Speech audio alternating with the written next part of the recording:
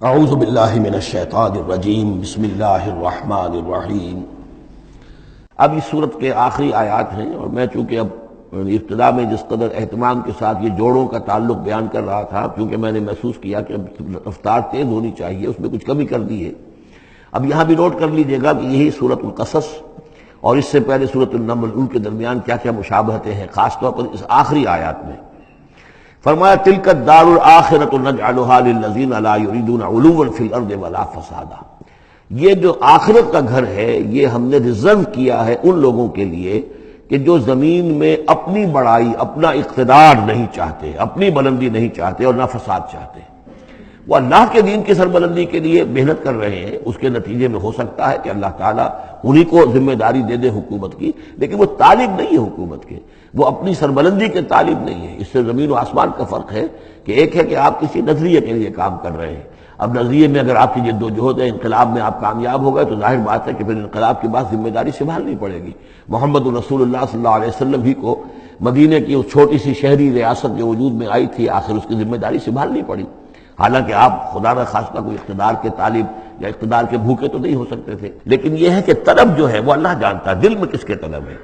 اگر کوئی ذاتی طور پر اقتدار کا خواہاں ہے اور چاہتا ہے کہ میرا نام اونچا ہو جائے اور مجھے اختیار مل جائے اور میرا اقتدار ہو، تو وہ شخص اللہ تعالیٰ کے ہاں ڈسکوالیفائی ہو جاتا ہے۔ یہ پھر اللہ کے گھر کے لیے نہیں ہے۔ اللہ کا گھر جو ہے تلک الدار الآخرہ، یہ تو ہم نے رکھا ہوا ہے خاص طور پر مخصوص کر کے، ریزرو کر کے، للذین لا یریدون علوا فی الارض، جو زمین میں اپنے اقتدار کے خواہاں نہیں ہیں، ولا فسادا، نہ زمین میں فساد بچانا چاہتے ہیں، والعاقبۃ للمتقین، اور عاقبت یعنی پچھلا گھر جو ہے، عاقبت کی پچھلی زندگی جو ہے یقیناً یہ اہل تقویٰ کے لیے، اس کی بھلائیاں، اس کے محاسن، اس کا عیش اور آرام وہ اللہ تعالیٰ نے اپنے متقی بندوں کے لیے خاص کیا ہے۔ من جاء بالحسنۃ فلہ خیر منہا، یہ آیت میں آئی ہے سورہ نمل کے بھی آخری حصے میں، جو کوئی شخص کوئی نیکی لے کر آئے گا تو اسے بدلہ ملے گا اس سے بہتر۔ ومن جاء بالسیئۃ، اور جو کوئی بدی لے کر آئے گا فلا یجزی الذین عملوا السیئات الا ما كانوا یعملون، تو وہ لوگ کہ جو ان برائیوں کا ارتکاب کر رہے ہیں انہیں بدلہ نہیں دیا جائے گا مگر وہی جو کچھ کہ وہ کر کے لائے۔ مطلب یہ کہ اللہ تعالیٰ کی طرف سے اضافہ نہیں ہوگا، جتنے جرم کیے ہیں اتنی ہی سزا، لیکن اہل ایمان اور اہل صلاح جو ہیں ان کی نیکیوں میں اللہ تعالیٰ 10 گنا دے، 700 گنا دے، اس سے بھی بڑھا دے، یضاعف لمن یشاء، تو یہ اللہ تعالیٰ کی مرضی ہے، جتنا چاہتا ہے دیتا، خیر منہا، بہرحال جو کچھ کر کے لے جاؤ گے اس سے بہتر ملے گا۔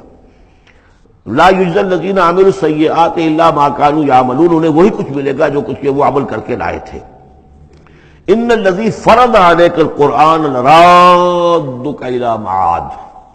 سورہ نمل میں آیا تھا کہ مجھے وَأُمِرْتُ أَنْ أَتْلُوَ الْقُرْآنَ، مجھے تو حکم دیا گیا میں قرآن سناتا رہوں، قرآن پڑھ کر تمہارے سامنے میں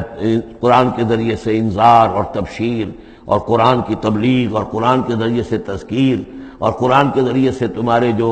نفسیاتی اور روحانی روگ ہیں ان کی شفا کے لیے میں کوشش کرتا رہوں، میرا کام تو یہ ہے۔ ان اتلو القرآن، مجھے حکم دیا گیا میں قرآن کی تلاوت کرتا رہوں، تلاوت پڑھ کر قرآن تمہیں سناتا رہوں۔ اب یہاں اسی کو تعبیر کیا، ان الذی فرض علیک القرآن، اے نبی جس ہستی نے آپ پر اس قرآن کی ذمہ داری ڈال دی ہے، اس کی تبلیغ آپ کے لیے فرض تھی، جیسے کہ ہم سورہ مائدہ میں آج پڑھا ہے، یا ایھا الرسول بلغ ما انزل الیک من ربک وان لم تفعل فما بلغت رسالتہ، اس قرآن کی تبلیغ کرنا آپ پر فرض ہے۔ اور جیسا کہ میں آپ کو بتا چکا ہوں، پھر آپ نے امت کے حوالے کر دی کہ اب امت کے فرض ہے۔ فَلْيُبَلِّغِ الشَّاهِدُ الْغَائِبَ، فَلْيُبَلِّغ یہ فعل امر ہے، اب لازم ہے کہ وہ پہنچائیں جو یہاں ہیں ان کو، جو یہاں نہیں ہے۔ اس طریقے سے یوں سمجھیے کہ ایک سلسلہ جو ہے وہ شروع کر دیا گیا، لیکن یہاں فرمایا جا رہا ہے، اے نبی ان الذی فرض علیک القرآن، جس ہستی نے آپ پر یہ قرآن فرض کیا ہے، جس ہستی نے آپ پر قرآن کی ذمہ داری عائد کی ہے، یہی ذمہ داری اصل میں پھر جو ہم میں سے ہر ایک پر آتی ہے وہی ہے جو میرے کتابچے میں نے وضاحت کے ساتھ بیان کی ہے کہ وہ 5 ذمہ داریاں ہیں۔ اللہ قرآن پر ایمان جیسا کہ ایمان کا حق ہے، قرآن کی تلاوت جیسے کہ تلاوت کا حق ہے، قرآن کو سمجھنا جیسے کہ سمجھنے کا حق ہے، قرآن پر عمل جیسے کہ عمل کا حق ہے، پھر قرآن کی تبلیغ، قرآن کو عام کرنا۔ ان الذی فرض علیک القرآن رادک الی معاد، وہ یقین آپ کو لوٹا لے جائے گی، وہ ہستی، وہ اللہ جس نے آپ پر یہ قرآن کی ذمہ داری ڈالی ہے، تبلیغ قرآن کا فریضہ آپ کے کاندھوں پر رکھا ہے، وہ یقیناً آپ کو پہنچائے گا بہت اچھی جگہ لوٹنے کی۔ معاد عادہ یعودو سے اس میں ظرف ہے، لوٹنا، لوٹنے کی جگہ۔ اب معاد سے مراد آخرت عام طور پر ہے، ایمان بالرسالت، ایمان باللہ، ایمان بالمعاد، ایمان بالآخرہ کو ایمان بالمعاد بھی کہا جاتا ہے۔ لیکن اس کے بارے میں بعض روایات ایسی ملتی ہیں کہ اس کا شان نزول یہ ہے کہ حضور صلی اللہ علیہ وسلم جب ہجرت کے سفر کو نکلے ہیں مکے سے، تو جو عام راستہ تھا اس سے ہٹ کر آپ نے، چونکہ اندیشہ تھا اور واقعہ تھا کہ تعاقب ہو رہا تھا، تلاش کیا جا رہا تھا، 3 دن رات تو آپ غار ثور میں روپوش رہے، پھر آپ نے ایک بڑا ہی سخت راستہ اختیار کیا تھا کہ جو پہاڑی راستہ تھا جو گزر رہا تھا، جس پر کہ کوئی انسان جاتا نہیں تھا۔ لیکن کچھ آگے جل کر وہ راستہ جو ہے وہ پھر اس مین راستے سے جا کر مل گیا۔ یوں سمجھیے یہ راستہ جا رہا تھا مین، کہ جو مکے سے مدینے کا تھا، حضور نے ایک اور راستہ اختیار کیا، لیکن کچھ عرصے کے بعد وہ راستہ جا کر اس راستے کے ساتھ مل گیا۔ جہاں ملا، اب آپ خود سوچئے کہ وہاں ایک ایسی سچویشن آ گئی کہ حضور ایک ٹی پر کھڑے ہوئے ہیں، اب داہنی طرف جاتے ہیں تو مدینہ ہے اور بائیں طرف جاتے ہیں تو مکہ ہے۔ اس وقت حضور کے دل میں ایک ہوک سی اٹھی ہے، اس لیے کہ جب آپ مکے سے روانہ ہوئے تھے تب بھی روایات میں آیا ہے کہ آپ کعبے سے لپٹ کر آپ نے یہ کہا تھا کہ بیت اللہ مجھے تجھ سے بڑی محبت ہے، لیکن میں کیا کروں، یہاں کے لوگ مجھے یہاں رہنے نہیں دے رہے۔ تو گویا کہ کعبے سے یہ جدائی تو آپ پر شاہ گزر رہی تھی۔ اب جب وہ آپ چند دن کا سفر کر کے اور چند دن وہ غار ثور میں روپوش ہونے کے بعد جب پہنچے ہیں، اب ایسی جگہ پہنچے کہ جہاں سے اگر دائنی طرف جاتے ہیں تو یہ مدینے کی طرف راستہ جا رہا، جانا تو آپ کو ادھر ہی ہے، لیکن سامنے وہ راستہ آ گیا کہ جو مکے کی طرف جا رہا، تو آپ کے دل میں پھوک سی اٹھی۔ اس وقت اللہ تعالیٰ نے آپ کے اطمینان کے لیے یہ آیت نازل کی کہ آپ گھبرائیے نہیں، مکے میں ہم آپ کو لوٹا کے لے آئیں گے، آپ یہیں پہنچیں گے، بڑی شان سے پہنچیں گے۔ اس وقت تو آپ کو نکلنے کے لیے جو ہے روپوش بھی ہونا پڑا ہے، آپ کا تعاقب بھی ہو رہا ہے، پھر وقت آئے گا کہ آپ ایک فاتح کی حیثیت سے داخل ہوں گے۔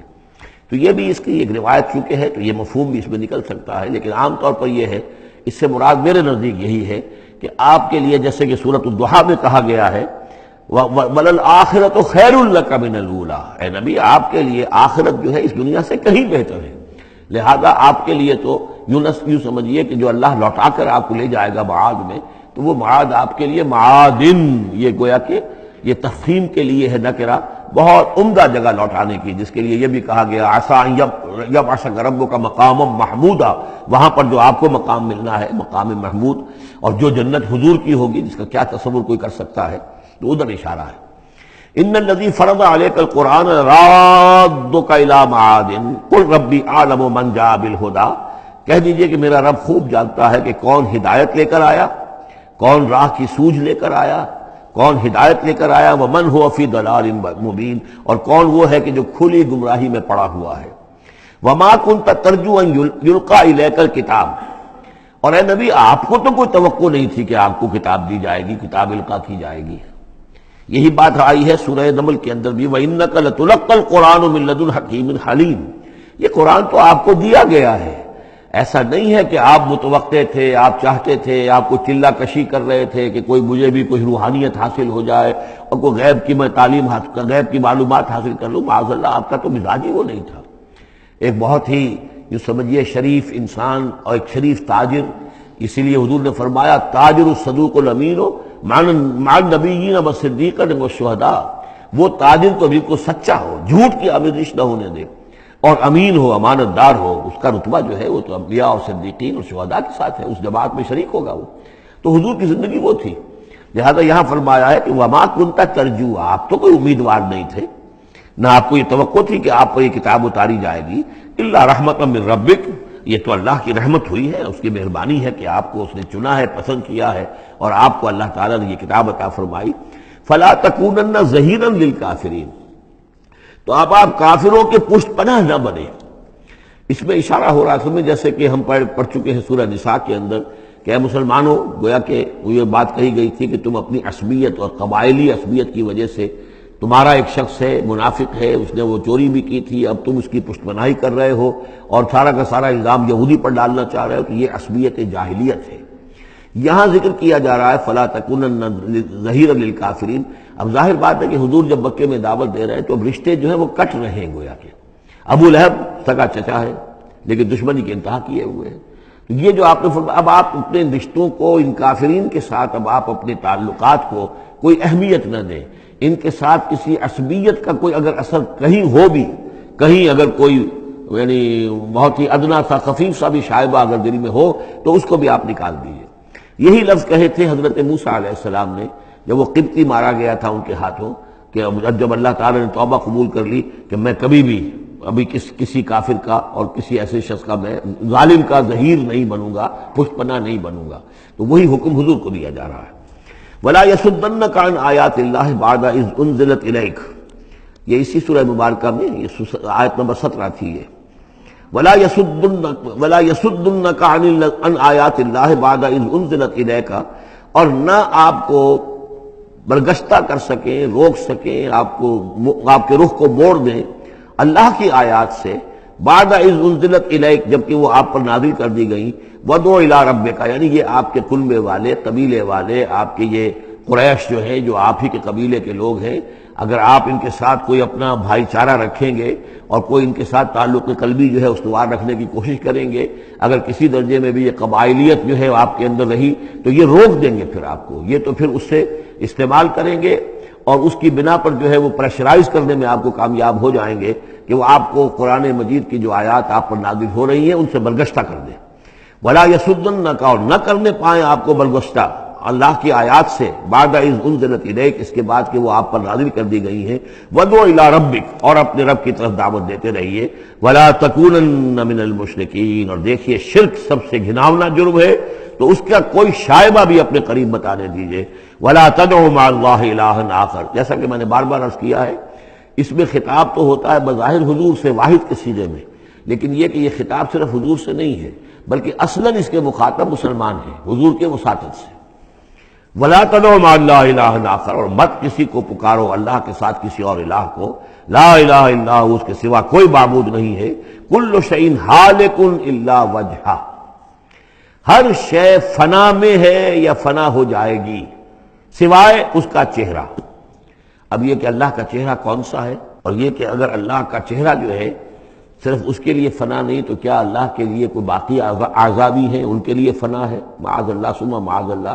یہ آیات جیسا کہ میں نے عرض کیا کہ اللہ کی ذات سے متعلق ہوں، عالم برزخ سے متعلق ہوں، عالم غیب اور عالم آخرہ کی، ان کے بارے میں بس جتنا کچھ بتا دیا ہے اس کے اوپر اکتفا کی جائے، اس سے آگے منطق کے حوالے سے اس کا جو ہے لازم اور ملزوم کے ایک ایک قدم بڑھاتے نہ جائیں تو اس میں یہ ہے کہ انسان جو پھر غلط راستے پر پڑ جائے گا۔ العجز عن درک ذات ادراک، حضرت ابوبکر صدیق نے فرمایا تھا اللہ تعالیٰ کی ذات تو وہ ہے کہ جب انسان یہ سمجھ لے کہ میں اس کی ذات کو نہیں سمجھ سکتا،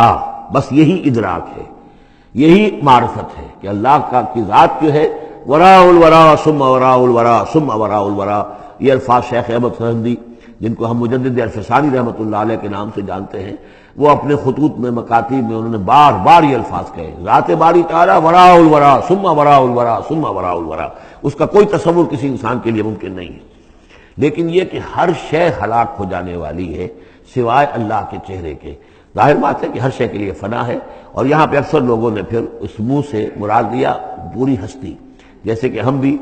کسی کے منہ دیکھو کہ یہ کام کر رہا ہے تو گویا کہ کسی کے لیے، کسی کی رضا جوئی کے لیے کر رہا ہے، تو اس اعتبار سے گویا کہ ذات باری تعالیٰ تو ہے کہ جو ہمیشہ قائم رہنے والی ہے، اور یہاں اس کے چہرے سے مراد اس کی پوری ذات ہے۔ باقی جو کچھ ہے، اب جو ہمارے ہاں صوفیہ ہیں جو وحدت وجود کے قائل ہیں وہ تو اب بھی سمجھتے ہیں کہ باقی جو کچھ ہے وہ ہے ہی نہیں، معدوم کے درجے میں ہے، اس کی کوئی حقیقت نہیں ہے۔ کل ما فی الکون وہم او خیال او وقوف فی المرایا او ظلال، جو بھی کچھ اس کائنات کے اندر ہے اللہ کی ذات کے سوا یا تو وہ وہم ہے، کل ما فی الکون وہم او خیال او وقوف فی المرایا، یا جیسے کہ شیشوں میں عکس نظر آتے ہیں، آئینہ قد آدم ہے، آپ اس کے سامنے کھڑے ہیں تو آپ پیچھے بھی نظر آ رہے ہیں اس کے، ہے تو نہیں آپ وہاں، جو جیسے کہ شیشے میں عکس ہوتا ہے کہ اس کا وجود کوئی نہیں، اسی طریقے سے یہ کائنات جو ہے اپنی اصل کے اعتبار سے معدوم کے درجے میں ہے۔ اور پھر یہ کہ یہ بھی ہمارا عقیدہ ہے کہ ہر شے فنا ہو جائے گی۔ لہ الحکم، اسی کے لیے ہے اختیار، بادشاہی، حکومت، وَإِلَيْهِ تُرْجَعُونَ، اور اسی کی طرف تم لوٹا دیے جاؤ گے۔